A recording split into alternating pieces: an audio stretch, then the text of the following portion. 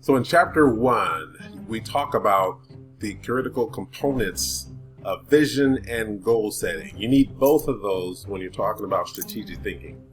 You need to be a visionary or become a visionary, be able to have that big picture. A lot of times it starts with our imagination. We have, again, in our program, we have a modality called the 5 parts of the authentic self: the mind, will, the imagination, the emotions, and the intellect.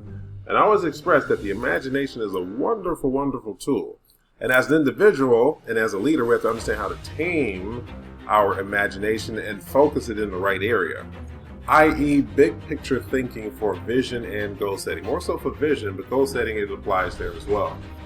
The imagination has this, it can run away from you if you let it. That's why we have to understand how to control our thoughts and control that thought energy so we can apply it in the right area, hone it in on something and laser in and hit the target.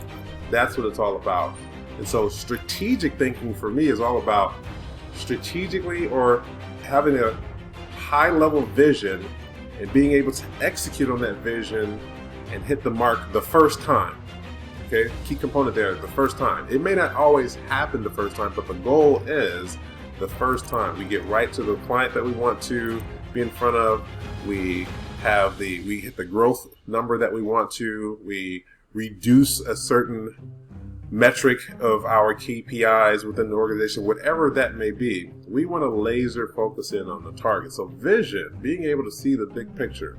Let me switch our conversation over to goal setting. Being able to now take the vision, break it into bite-sized chunks that need to be executed upon, and have a certain goal and or time metric when those come to fruition.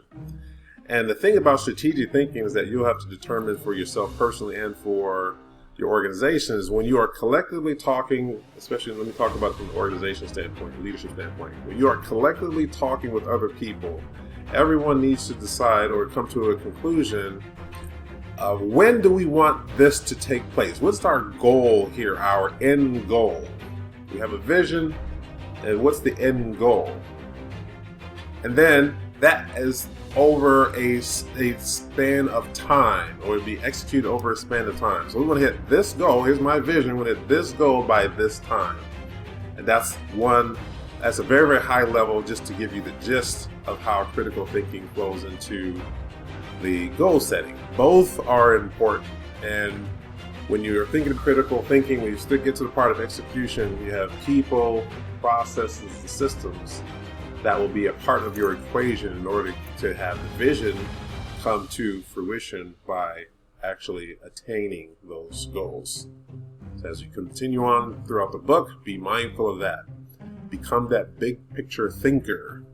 But you can also make sure that we come down to the executable items, each one of those, which we'll talk about later on, so that you can have success. All right, folks, that's chapter 1. Thanks.